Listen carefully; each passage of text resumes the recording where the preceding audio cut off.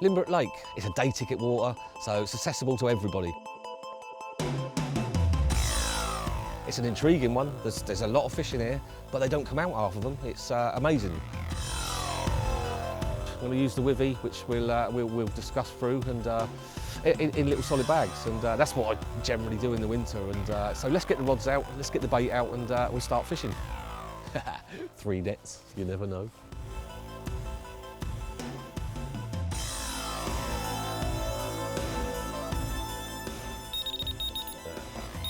There we go. She's in. That will do.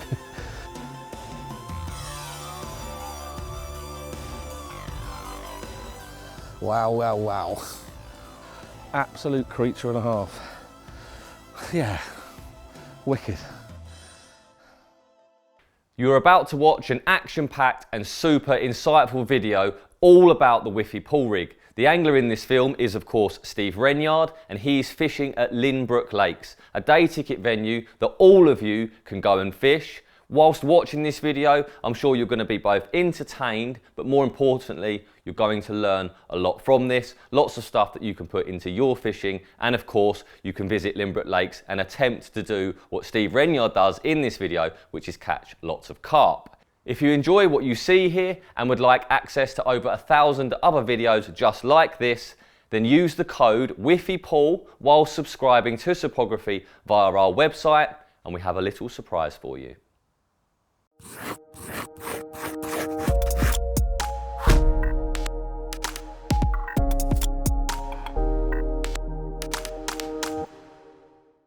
So, well, we're here for a little session.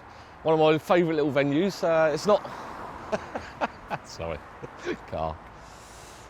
Down in Ringwood in the 90s, and we got a car coming in now, and he wants to come in right now.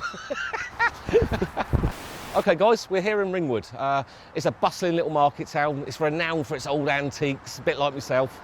And there's another car. We're going to try this for the 6th time. I said it's bustling.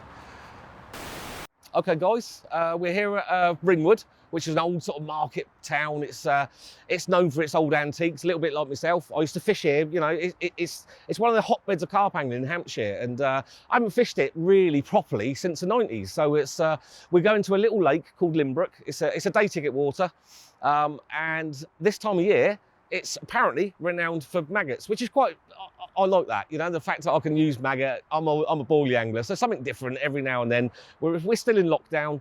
It's a funny one, but we're going to go into Ringwood Tackle, pick up the maggot, and off we go. There we go. Cheers, Rich.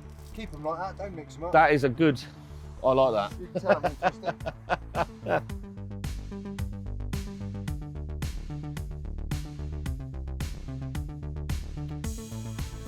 Limbrick Lake, I'd say somewhere between sort of 3.5, 4.5 acres. Absolutely stunning. It's got an old feel to it. It's a day ticket water, so it's accessible to everybody. It used to be part of the old famous half pit, and somewhere along the line they built up the banks and it's ended up, so it's an old lake.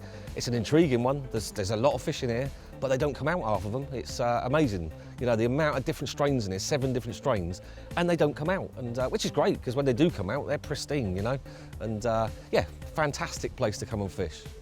So, well, with my kind of limited knowledge, I've not fished here many times. I've always caught, which is great, and hopefully that's what we're going to try and do. But this little area here used to be where the fish hung out in numbers. There's a massive big snag in the corner, and the fish just literally just stayed in here all the time. So Paul, the owner, he's gone like, this is daft, like, you know, there's only a few swims that are going to benefit from somewhere like that. So as a day ticket, you've got to make decisions, and he took the snags out. It's, you know, if you've got inexperienced anglers, no disrespect to them, they're not used to fishing snags, and fish were getting lost, like, you know, and let's not put fish through that. So this area, I think in the summer, would be a good one, and I think they still come here as a haunt, but we're going to walk past and keep going, have a look, just see what takes my fancy.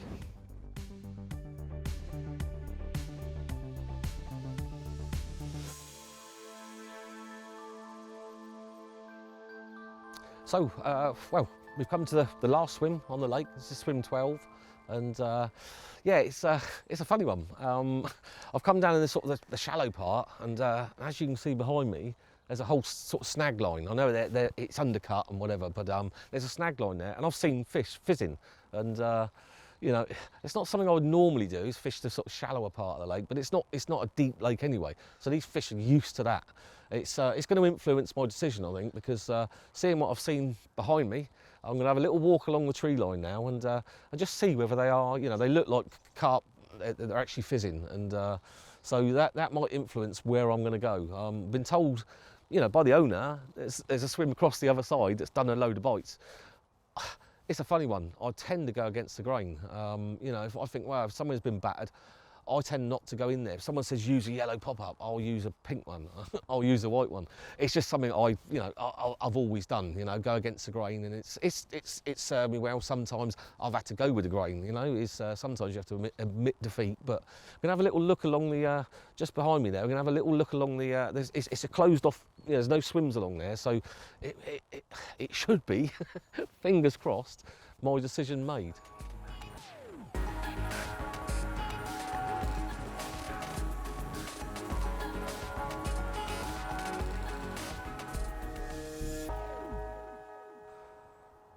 Well, just come through the wilderness. Feel like Ray Mears, and yeah, it's got to be decision made. It's look at this canopy here, and this is where I've seen the fish fizzing without sort of coming round, but it's got a little smell in the air. I could smell fish, and I'm trying not to be too loud, but I think I'd be silly not to have one along this tree line. There's no other swims. I can catapult out maggot, catapult out the Manila active mix. And yeah, I think that's one rod taken care of. Yeah, quite happy with that. I think that's definitely decision made. Careful on here, Rich. This is the slippy bit. Winter's approaching. It's not an easy time of the year. It's my favourite time of the year. You know, I've always done a lot of fishing in the winter and produced big fish. You know, they do still feed. And one little key thing I do when I go to a new lake is I dissect the lake into quarters and literally do a little map, and I always try and head for the northeast part of the lake. It's where the prevailing winds, they come into that area, but you've got the cold winds, so it's always 2 or 3 degrees warmer in that area of the lake, and I've found over the years it's something that's served me well. You know, it's one of those things, and yeah, sometimes you can get into that northeast part and you could smell them. If they're there in numbers, you can smell them. The carp's protective slime, they rub against each other. If there's more than 5 or 6 carp, you can smell them. It smells like wet nets. So if you get in that sort of area or any other part of the lake, you know, snags and whatever, and you smell that sort of smell, get in that swim. They won't be more than 30, 40 yards away. And it's something that's served me well over the years. So my first plan of attack, having a little think when I was sort of coming round to the swim and loading up the barrow, I thought, right, I'm going to be fishing that shallow spot and with the snag, and I've seen them fizzing there. So rather than sort of spomming out and scaring the fish off of this little margin, it's a cracking little margin, and it is quite mild, to be fair. You know, we've got everything in our favour this time, and which is great. So what I'm going to do is catapult out bloodworm pellet. I'm going to spom out two rods quite close together on a little bed of maggot, and that's going to be my approach. I'm going to use the Withy, which we'll discuss through, and in little solid bags, and that's what I generally do in the winter. And so let's get the rods out, let's get the bait out, and we'll start fishing. 3 nets, you never know.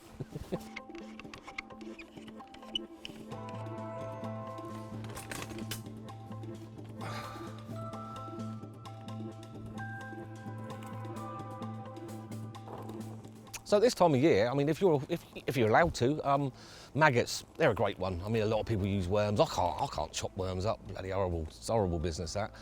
So I get the maggots and I use the Manila active mix with it, and it absolutely transforms those maggots. It takes away the ammonia smell, and I think they ingest it. You know, and they just smell delightful. It's like a creamy delight. And you get them wrigglies out there, the carp can't resist them. You get some of them in a solid bag. A few spoms of maggot out there, you're going to catch fish.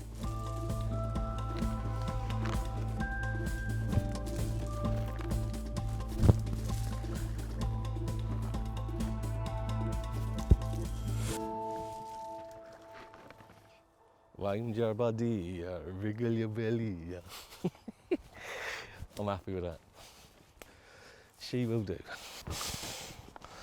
That's a bite there, a bite. God alive. Jesus. Things we do to go carp fishing. I'm getting far too old for this business.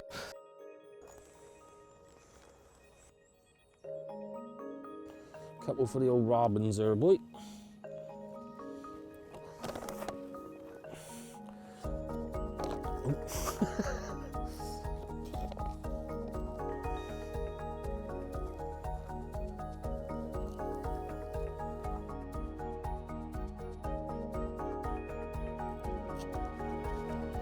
Right, got to the stage where the rods are going to go out.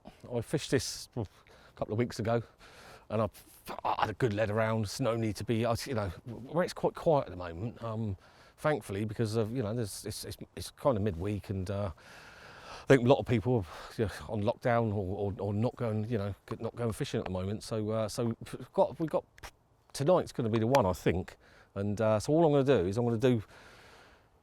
I've wrapped up to 14 1/4 wraps, and I'm just going to put out about 7 or 8 spombs of maggot, just along a little line, and then just stick one bag out there, and that's it. Your little manila hook, dumbbell hook bait with maggot on the actual hook bait. It's quite important to get that on there, that wriggly thing. I've done it before, and I've fished without maggot on the actual hair or on the hook bait, and not caught. You know, Thorny Weir was one of the ones last year, and so this one I've, you know, fished it, you know, say a couple of weeks ago, and had a good few fish, like, you know, and we had the lake record as well, and so yeah, so that's what I'm just going to go with. You know, if it's not broke, don't try and fix it. So it worked for me last time, and we'll soon see by by the results from later. Maybe it might be wrong again, I don't know, but that's my approach, and that's I'm going to stick with that plan.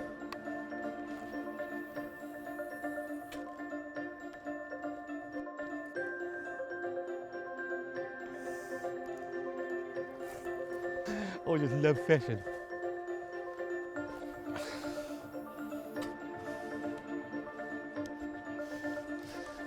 If only the women understood.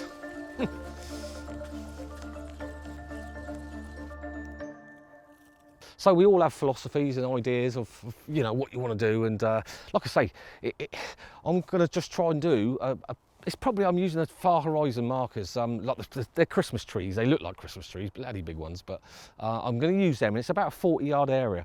So when I fished here before, we was getting more bites on one rod, and same as the guys I was fishing with, my mate Chris, and he was getting all his bites on the right-hand rod. So I'm going to try and work this out. So I'll do one over, you know, 40-yard that way, one 40-yard that way, and I'm going to just do a line of maggots and try and draw the fish in. You know, we're under sort of centre of the lake. We're, you know, 14 wraps. It's not far, but so hopefully draw them in at different stages. They'll start eating about, and then they'll come across the naughty one that's got the hook bait on it, and hopefully we'll have one of these scaly bangers.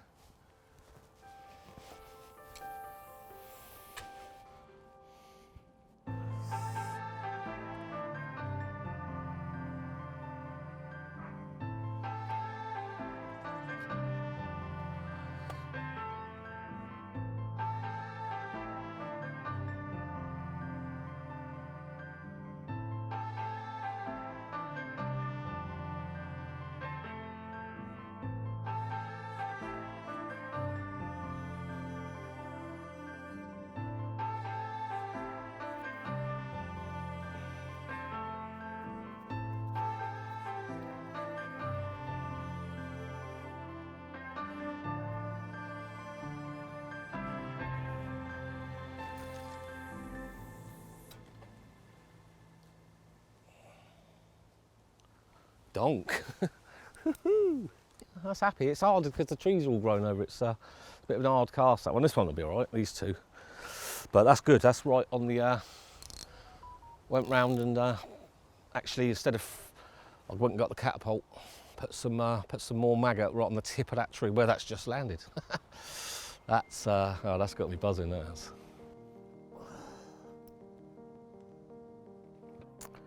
So, it's that time of year. Unfortunately, I always get filmed using the solid bags and the Withy, but that's what I use in the winter. Don't use anything else. Always using the hermit lead, little solid bag. Get onto the manila, and on some lakes you can use the little wrigglies, which we're allowed to do here. it definitely enhances the hook bait. Just it converts, you know, it makes the fish going from, you know, if you just had a normal hook bait out there, and I've done it and tried it and tested it, and you don't get anywhere near the same amount of runs. The only trouble is, when I'm getting old, the worst bit is having a needle getting the dental floss through the bloody needle hole. This is the only trouble with maggot. We'll have to try the other end.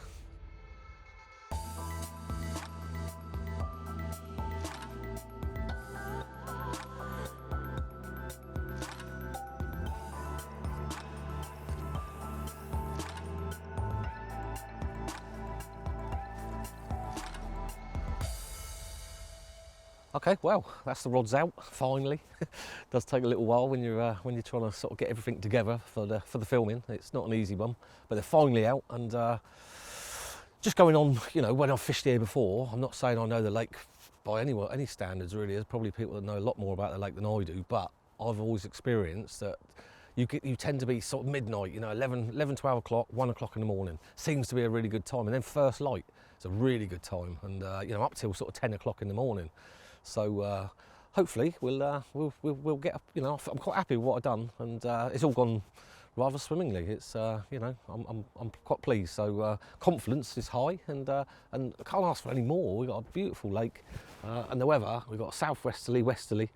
When the wind blows west, the fish bite best. That's an old saying that's not a truer one. So yeah, fingers crossed for the night, and well, keep you informed.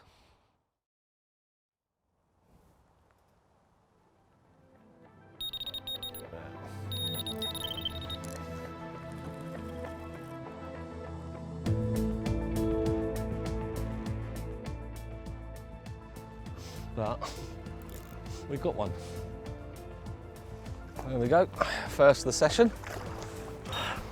It's a little bit tight, we've got surrounded by bloody trees here, but there we go. She's in. Get in there. Yes. Right, there we go. First one of the session. That'll do. They've only been out there, what, 3 hours? And that was a little rod that I walked around all through the jungle. And yeah, we got a nice linear. Absolutely ecstatic. That will do. Bring it on. Well, as you can see, 3 hours in, it's worked. Probably got, I don't know, mid-20 in the net. Bit of a carnage because it's quite you know, the swim's enclosed, and oh blimey, it was yeah, but it's banging. I'm happy with that. Really happy.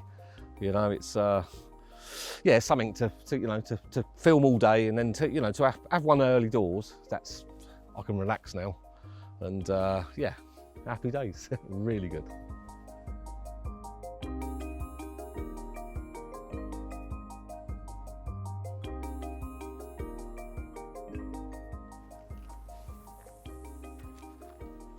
Nowhere near it. I'll do.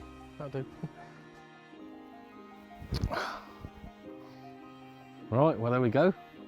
That's how to start your evening. What a fish, you know. Apple slices always make you happy, and yeah, that's a nice fish. I'd say probably 23 to 25. We're not going to weigh her. We're not going to put her through too much trouble, and yeah, but that's a nice start. Definite nice start, and that's the one off the bush that you saw me putting out the bloodworm pellet and the maggot, and she fell for it. She fell for the trap. So yeah, that's all good signs for a nice night, and yeah, well happy with that. We'll get her back and see if we can get another one. That's all we can hope for. But what a fish! There she goes. None the worse for wear. Get it there. That will do. So, well, we're into the first night, and obviously you've seen what I've had. Didn't weigh it. It was between 22 and 25 pound. Absolutely stunning fish. Really happy, especially my nephew come down. He brought us down a bit of supplies. He brought down some batteries for the cameras and whatever, blah, blah, blah. And yeah, to have my nephew here, that meant a lot to me. And that's what carp fishing should be. And yeah, I think, you know, we've had a long day filming. I know these are out there and they're set. the little traps are set there, and little cobras ready to strike the old Withy Pool. So yeah, fingers crossed for the night. We've had one, so let's hope for, you know, maybe a fully scaled. That's been my little target, I think. For as soon as Cypography said to me, it could do some filming, I've seen the fully scaleds in here, and I caught one the other day, 28 pounder, absolutely off the Richter scale, and that's what I'm praying for. So I made a little thing, little one to God, and hopefully we'll have one tonight. So yeah, fingers crossed.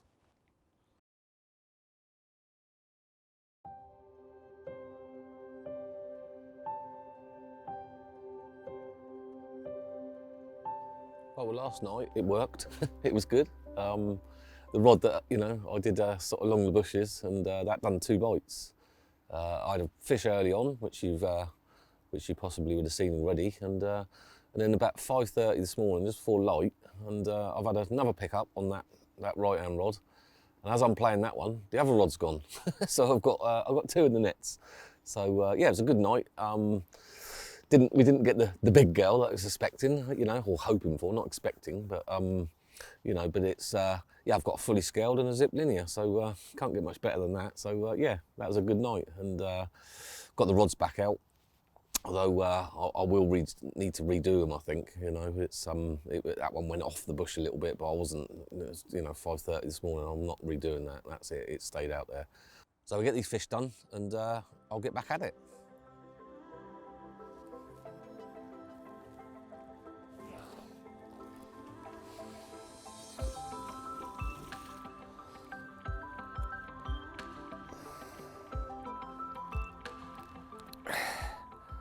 Right, well there you go. This is the smaller one of the 2. Probably a mid double, big high back. It's going to be a massive fish. It's a big hump on it. Absolutely stunning. Yeah, really thrilled with this, and I've got a fully scaled in the net as well, which is fantastic. And this one come off the open water spot, so we'll get her back, and I'll get the next one out. And yeah, hopefully we're going to keep going like this. I'm more than happy. Really pleased. All right, back she goes. I could catch them all day long. Thank you very much. Here's the special one. She's absolutely stunning, look, big fully scaled. And I'm just going to let her use her energy, which I always do. Always try and teach the people on the tuitions. Let them use her energy in the net. If you've had them in the net for half hour, whilst I've got stuff sorted, rather than her beat herself up on the mat, there's no harm done in the net. She's should be nice and calm for the photographs.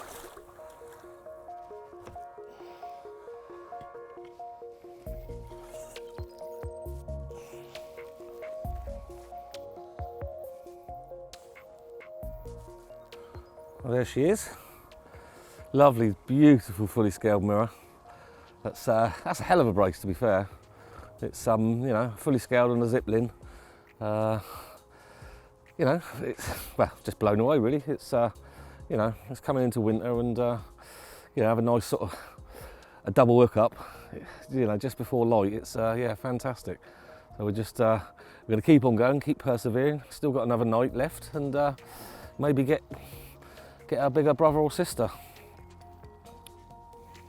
Thank you very much. That's one hell of a wake up alarm call that was. Brace of that. I'll take some more of that.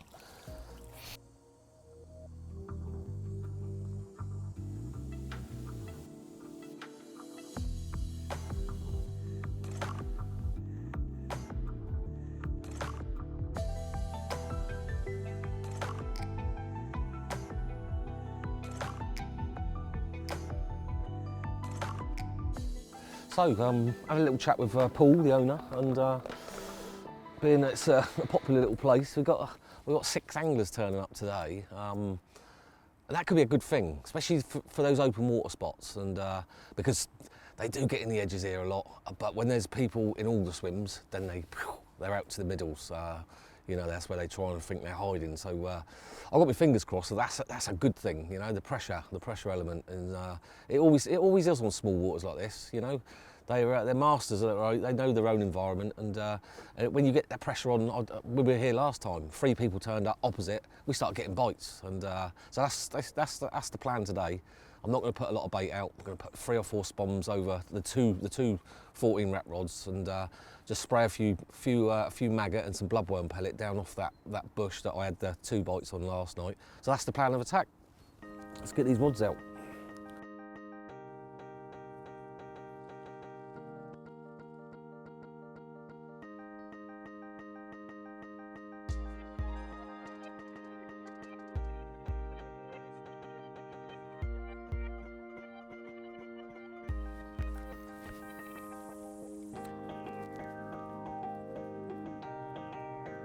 Lovely little drop that.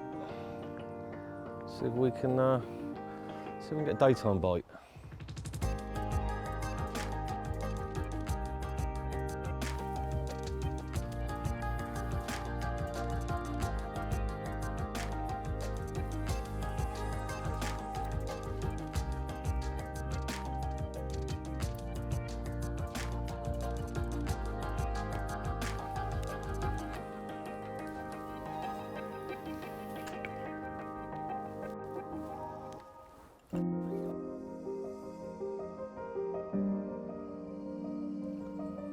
Well, late autumn, going into the winter, it's my favourite time of the year. All the leaves drop, the trees are bare, angling pressure's less, which is a massive thing.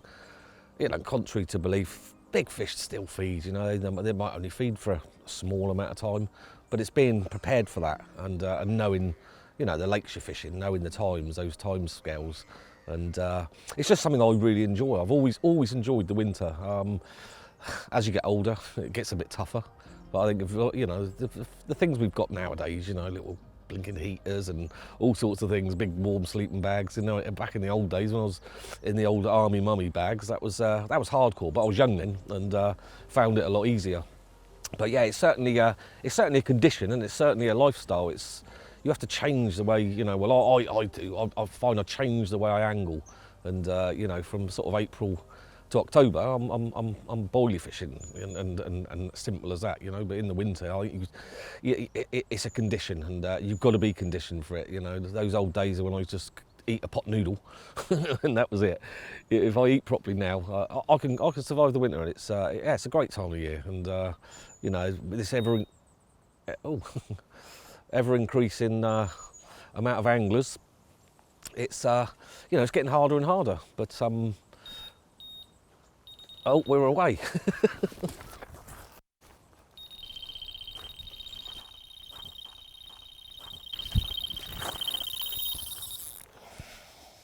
Right, we're just doing the start of the interview, and got rudely interrupted. Not been out long. That's the one that I walked round in through the jungle, spraying out bloodworm pellet and maggot. And there we are. Fish number 4. We've not even done 24 hours yet, so, oh yeah, look at that, that's a good one. That's a nice fish. Come on, in the net. Nope.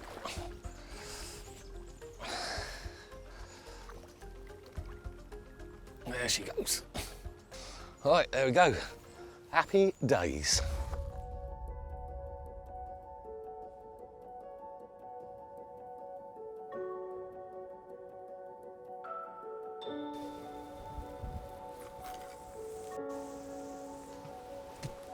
Pony.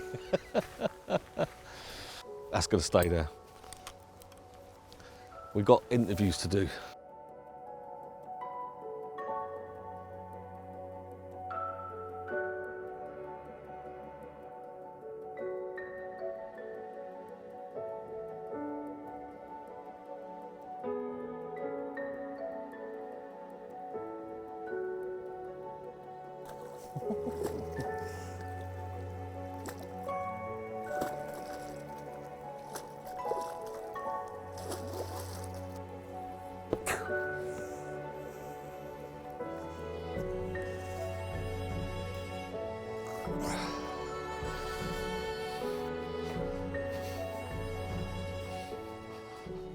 Wow, wow, wow. that has chuffed me no end. That is one amazing looking carp. Just everything. Everything's in proportion. Long, it's got a nice slopey head. It's, yeah, beautiful condition. It's like a slate grey, sort of two-tony, but with a load of little sort of mosaic scales on it. What an absolute fish. I was blown away. It's, yeah, that's made my day, that has. Absolute creature and a half. Yeah, wicked. Unbelievable. Don't want to let her go. Thank you very much. So yeah, after that absolute stunning fish, what an interruption that was, and we'll take that every day. And head's gone a little bit now because I'm buzzing, absolutely buzzing. But I think I was talking about, you know, the amount of increase in anglers, which makes it difficult. You know, everyone loves the sport, but I think winter is when a lot of those will drop off. You know, and I've seen it on the lakes. The lakes are getting quieter. You know. A lot of people just, you know, that's what they do. They fish the spring and summer and hang up the rods, and that's good for people who love the winter, you know, because it's a little bit quieter. I think swim choice is, you know, and the lake choice is paramount in the winter. It's no point fishing. Some waters do not give up their gifts in the winter. Others, it seems to be better fishing in the winter than it is in the summer. It's a strange one. So I think, you know, lake choice is sort of paramount to me. I generally only fish day ticket waters, and you know, sort of travel around the south of England. You know, trying different day ticket waters that have got the big girls in it. You know, I do like, I set my target. Always have done 30-pounders if I can, and you know, and that's a nice target to go for. And I still buzz at the 25-pounder, and you know, I think if you lose that, then it's a sort of it's a downhill sort of slope, like, you know, and so I still enjoy, you know, catching 25-pounders is fantastic in the winter, and they're pristine, they're at their top weights, and you know, and they're still catchable. But you know, I've fished some waters where literally I had 2 hours a day to get a bite. That was it. I literally could have driven up to Newcastle and back, and I put the rods out and got the same results, like, you know. And I think years back we used to monitor these in our books, and that lake was that time, and you know, and I used to ping around the lakes in the forest and stuff, and you know, putting the rods out for 2-3 hours and pulling out a bite, and then going to the another lake that, you know, that's so those sort of types of things. You've got to be quite disciplined in the winter, and kind of understand that it's not. You're not going to get summer sessions like, you know, like 40 fish. You sometimes you might, you know. I think you've got sort of lakes like Linear and that. You might, if you stumble across a massive pod of fish, and in the winter you might be able to do that. But fishing for the big girls it's a different thing altogether. You know, and I like I say, I generally fish boilies right the way from April. You know, big 20 millers, and then in the winter I'll go down to powder, and you know, sort of crushing up the manila into powder. If you can use maggot's a great one. A lot of people using worm now. You know, it's just turning them on and turning those, you know, those blank sessions into bites. And it's something I've always, you know, where I used to do the old Weekender series, you had to be on your best game, like, you know, and trying to turn a bite, whether it's, you know, old match sort of tactics. You know, matchmen go down from 6-pound line to 4-pound line, and it changes it, you know, and sometimes that's the difference in the winter, going down a 10-pound line, or, you know, fluorocarbon leaders, fluorocarbon hook links, or up in the mechanics with your rig. And that's why I go to the Hermit and the Withy.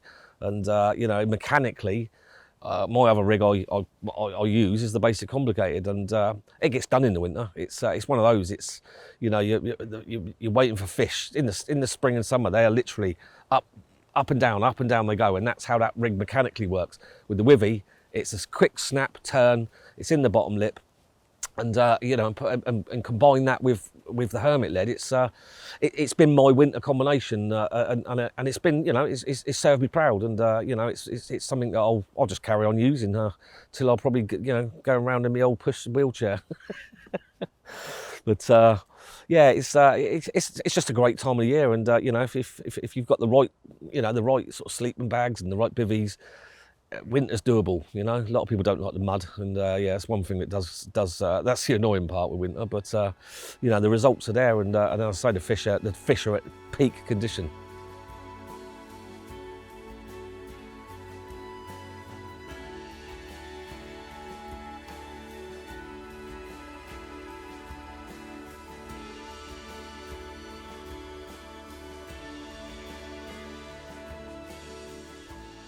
Right, as we're approaching, coming up for winter, we've got sort of late autumn, everything cools down, the waters go clearer, the fish get more lethargic, the way they feed, the amount of time they feed. So I want something mechanically better than what I use through the summer. And that's why I revert to the Withy Pool rig. It's a rig I've used for 30 years. I combine that with the hermit lead inside the solid bag. You can get all sorts in that bag. You know, you can get rock salt, you get maggot, you can get all sorts. You know, and you know, you could just fish one solid bag, or like we're doing here, spomming out some maggot with the manila powder. It's deadly. It's mechanically, it's like a little cobra ready to strike. Whatever angle that fish takes it from, it has that ability to spin, and it will always hook them in the bottom lip. If you're using a pop-up, it's probably the best thing to use with a Withy. Mechanically, it will hook in the centre of the bottom lip. If you use a wafter, it can move about. It depends on variant of suck, the size of the fish, the way the fish feed. If they've got underslung mouths, that can vary sometimes, and it'll move off centre. But I've used it with 20mm bottom bait, so you can use the Withy, contrary to belief, with anything. You can use it with a bottom bait, a pop-up, or a wafter. I choose, when I'm fishing this type of setup with the maggot, I use the wafter. I use the manila dumbbell wafters, attach on about 6-7 maggots, and it's worked so well for me, and it's something I'll keep using it. You know, like I say, I only use like the 3 rigs basically over a space of a year, and it's the one that's proved time and time again that it's outfished my basic complicated rig. So we're going to take you into tying it, and I'm going to show you step by step how I tie the Withy. So first thing to do when tying this rig, take off 10-12 inches of a soft braid. You can use any braid. I use the Duraflex from Thinking Anglers. It works for me. But I tie it straight to the hook. And normally when I'm making up the Withy, I tie 10 hooks to 10 pieces of braid. And I do it step by step like that. And so that's the first stage. 4-tone grinner knot, you've got about 10 inches. Next I put on the hook ring swivel, and I always put the actual ring part on, not the swivel. The swivel ends up going into the hook bait. In my book, this is up to the hooking potential of the Withy over 30 years. It's about 30%. Those little Thinking Anglers hook ring swivels are amazing. They just make it spin really quick, and that's a crucial part for me. So the next thing is the little hook bead, the little stopper. You can use any stopper basically, you know, as long as they don't move about. You want a tight bead. You don't want it when you're casting. I mean, I put them out in the bag, so it doesn't really matter. But make sure that they grip the hook. And just talking about hooks, you can use basically any hook with the Withy, apart from a chod hook. You know, so all patterns work with that particular setup. Next, we're taking 1 3/4. I use the medium shrink tube. 1 3/4, slide that down the hook link. Simple as that. And then as you can see, using a wafter, I don't use a shot to hold it down. I use a little tungsten dropper. That is literally to help me get it inside that little solid bag. And that's as simple as that. And then we're then ready for steaming. Right, boil up a kettle. Make sure, you know, if it's young people using it, but I'd use a pair of pliers or forceps. I mean, I've been doing this for years, and I hold the shrink tube up against the steam. But I'd suggest, you know, if you're new to this, don't burn your fingers, please. So you're ready, and all I do is I just steam, but make sure the shrink tube is about 10mm over the eye of the hook. You don't want it just over, you want it completely over so it enshrouds the eye. And what that does, it keeps that hook really tight on the shrink tube. So then I'll make a bow. And what you've got to be careful of is don't overdo the curve. As I'll show you on the footage here, but don't overdo the curve, because once you steam it, it starts to make its own curve a little bit more, so it accentuates the curve. So you sort of do an undercurve, and then you'll see that you undercurve it, and then you'll see that it will start forming its own curve. And it's as simple as that, and then you're ready to go. That little tungsten dropper goes halfway down the hook link. I cut it off about 5 inches if I'm putting it in the solid bag, and off we go, and hopefully put some carp in the album.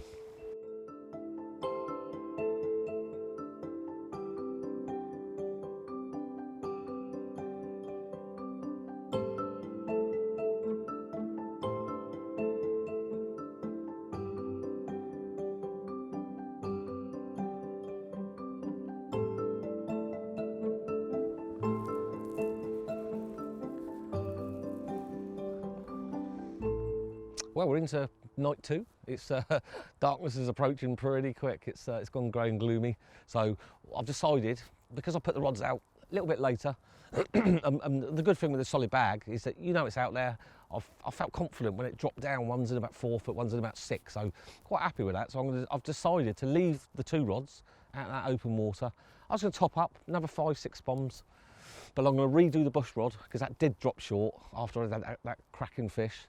So this one's going back out, and hopefully I'm going to get that right on the edge of that tree because it produced me 3 fish. So that's the most important rod to me. And yeah, hopefully we'll get another banger out tonight. And yeah, I'm just going to get this one put in a bag and get it out there before it's dark.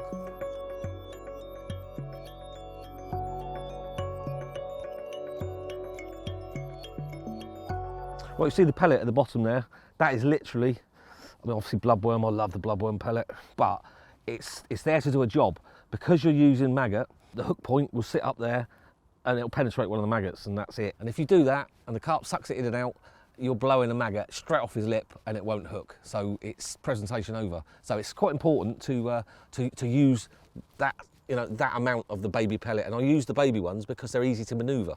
If you get the big ones, they're quite hard to make the bag curl over, and then it doesn't drop properly, or it doesn't travel in the air properly, or you get a lot of spin. So yeah, just a little tip, and you'll see the hook bait sat at the bottom there, ready for Mr. Carp.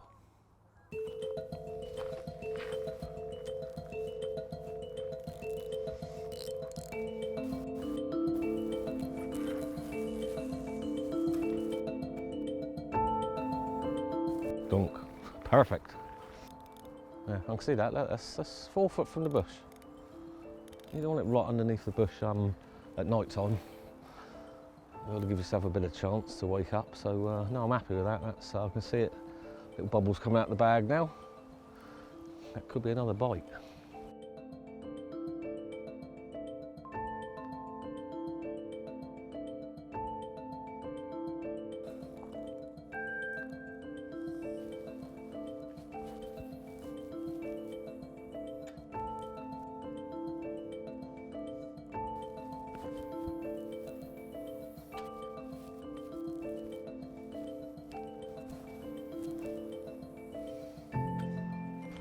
So yeah, you see I added on, put on some more manila powder on, and you can see just dry powder, and you see the slick, but smells nice little smell of vanilla and peanut, tiger nut, and they seem to definitely go for it.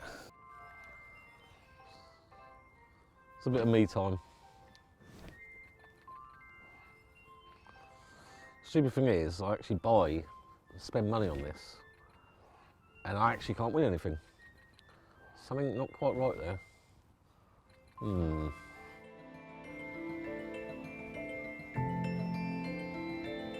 The rods are out. It's a very beautiful night. Very mild. It's really mild. Everything's been in our favour this trip. It's been great. But I've got this. I don't know what it is.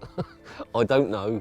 I'm going to be totally bloody wrong, I expect. But I've got a gut feeling that I'm going to have a big common tonight, and I don't know why. Maybe I dreamt it, maybe I'm dreaming it, I don't know, but it's, I've got this feeling, I don't know, I paid the lake, I always pay the dues, and I paid the lake an extra 50p tonight, and don't know, just got a feeling I'm going to catch a bigger carp than that, you know, that scaly banger I had earlier, and you know, I'm just hoping that comes true, you know, that'll be that game, set, match then, I'll be happy with that, zip linear, fully scaled, big scaly banger and a big common. Time to get on the M27, meow, home, bath, rest my back. It's, yeah, let's hope, fingers crossed, that's, yeah, I don't know why, I really don't know why. It's, call it something. Dinloism we call it in Southampton, in the New Forest. They used to be called Dimlow, but now it's called Dinlow. Maybe I'm a Dinlow, I don't know. But yeah, we'll see, because I love a good story in carp fishing, and that would be the one. So fingers crossed, up to there, and hope he helps.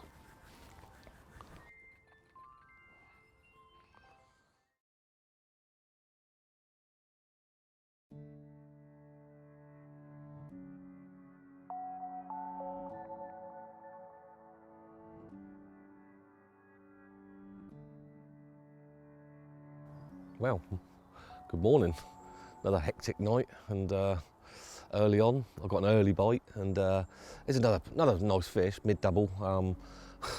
It was a weird one. I sort of had that little, I don't know what it was, that premonition or a dream or something about catching a big common, but my body said no, no more. I was so tired, so I left that rod out, and then I had another weird pickup.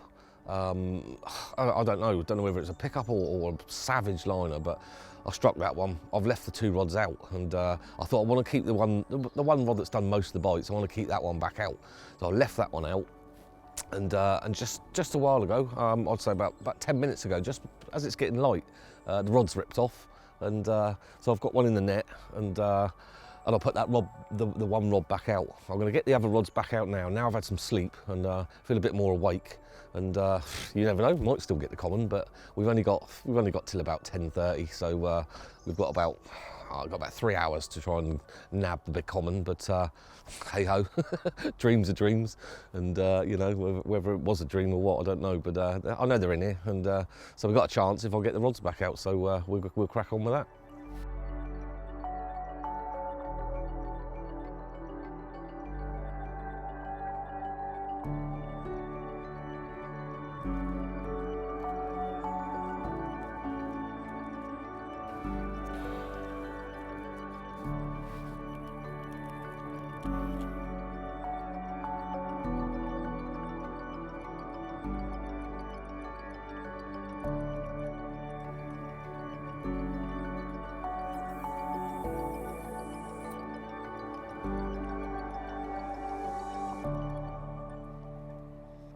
That's, you know, like I said, I haven't fished these 2 rods out since about sort of 9:30 last night, which is unlike me, but tiredness, getting old, I think. It's just been a hectic session, hasn't it? It's been fantastic, so we'll get these out for the last few hours. We had that big girl yesterday, and you know, for a daytime bite, so let's see if we've got 3 hours, we've got the big common in us.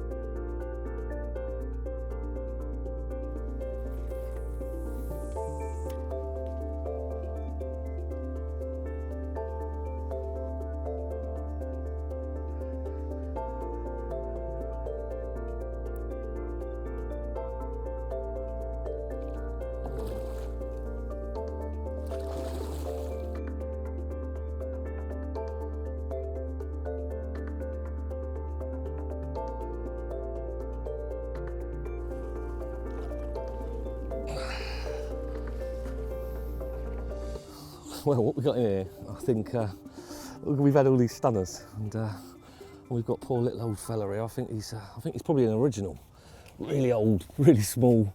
It's probably an old male. It looks like an old sort of Hampshire sort of Ringwood area type mirror. He's a right little character. He's got sort of a twisted little wrist, a little lump on it. But yeah, look, he's been right through the wars, him, over the years. He's probably as old as me. Well, I won't say that old. Poor fella. Right, here we are. Old twisted wrist, we call him. And yeah, what an old character to end on. It's been fantastic 48 hours down at Linbrook, and I've had some absolute stunners. And if I end with this, that's, I'm happy days with that, you know. That's yeah, to catch something like this, an old sort of gnarly mirror. And you know, like I say, we've still got 2 hours left, you never know. I'll never say never. But we get her back and start slowly sort of packing away. But yeah, what a trip, really enjoyed it. Right, and slip the old character back. Back she goes, probably lived in this lake for 40 years. Cracking. Thank you. Yeah.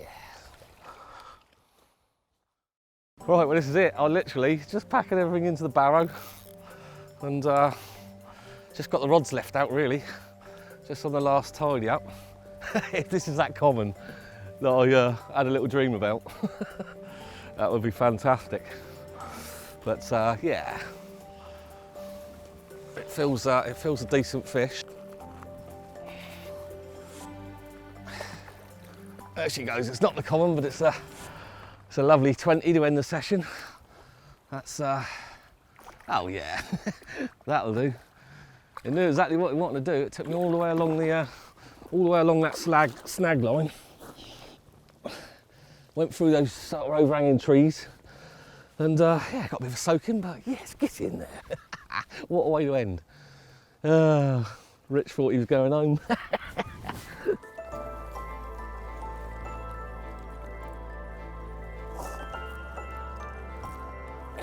That's 20 all day long. Right, there you go. That will do for an ending. I thought that might be the common, and I bunged an extra 20p just to try and get a bite, and yeah, off it went. Just literally, I got a right soaking. Worth it. It's a good 23, 24 pound. Yeah, stunner, absolute stunner. And I think that's, well, not having the rods out last night, very unlike me, but putting them back out today, it's another 2 bites, and so yeah, that's banging. Just a great session at Lynbrook. That's I think that's 10 bites. So yeah, I'll settle for that for sort of 30 odd hours of fishing. So yeah, happy days, Merry Christmas. Look at those golden flanks, look, lovely. Double row set of scales. Thank you very much, Lynbrook. You've been amazing. Next time, boys, next time. So there you have it. That is the Withy Pool rig and just about everything you'll ever need to know about it. I hope you enjoyed watching the film, and if you did, please subscribe to our YouTube channel. We would massively appreciate it, and it will keep you up to date with lots more content like this. If you want instant access to lots more content just like this, then remember, use the code Withy Pool when subscribing to Cypography via our website.